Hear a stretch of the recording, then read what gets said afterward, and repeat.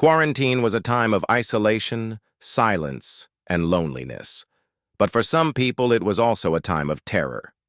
Being confined to your home, away from the outside world, can make you question reality. Are you really alone? Or is there something lurking in the shadows? Tonight, we bring you 3 true disturbing quarantine stories that will make you think twice before turning off the lights. When Adam moved into his new apartment during the lockdown, he was relieved to have finally found a quiet place to stay. The world outside was chaotic, but inside it was peaceful. That peace, however, didn't last long.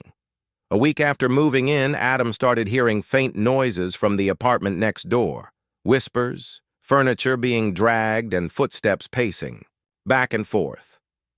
He assumed it was just a neighbor adjusting to quarantine life, but something felt off. He had never actually seen anyone go in or out of that unit. One evening, he asked the landlord about the neighbor. The response sent chills down his spine. "That apartment has been vacant for months. No one lives there." Adam brushed it off, convincing himself the landlord was mistaken. That night, however, the noises got louder, muffled voices, scratching, sounds against the walls, and what sounded like knocking on his door. Gathering his courage, he opened the door, only to find an empty hallway. The next morning, he noticed deep scratches on his door as if something had been trying to get in. The apartment next door? Still locked, still vacant.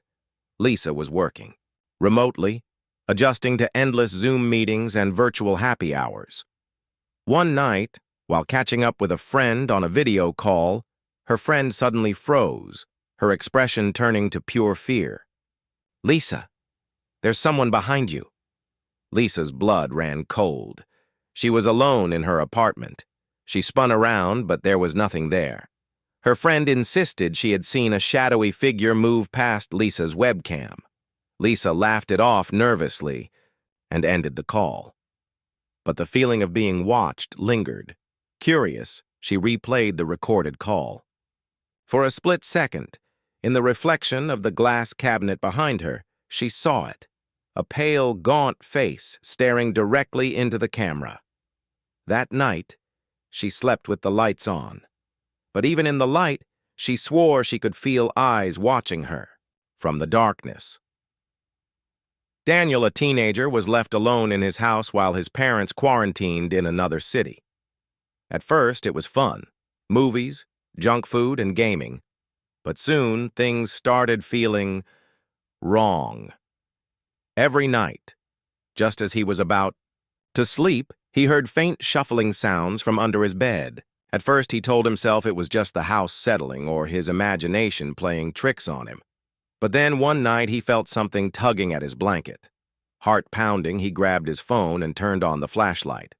Slowly, he peeked. Under the bed, a pair of wide, bloodshot eyes stared back at him. He screamed and leaped out of bed, knocking over his lamp. By the time he turned on all the lights, there was nothing there.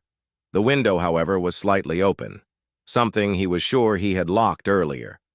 For the rest of quarantine, Daniel slept on the couch, never setting foot in that bedroom again. Isolation can play tricks on the mind. But what if it's not just your imagination? These stories make us wonder. Was it paranoia? Or were these people truly not alone? The next time you find yourself in an empty house, a quiet apartment, or a late-night video call, remember this. Sometimes the scariest things happen when you think you're safe.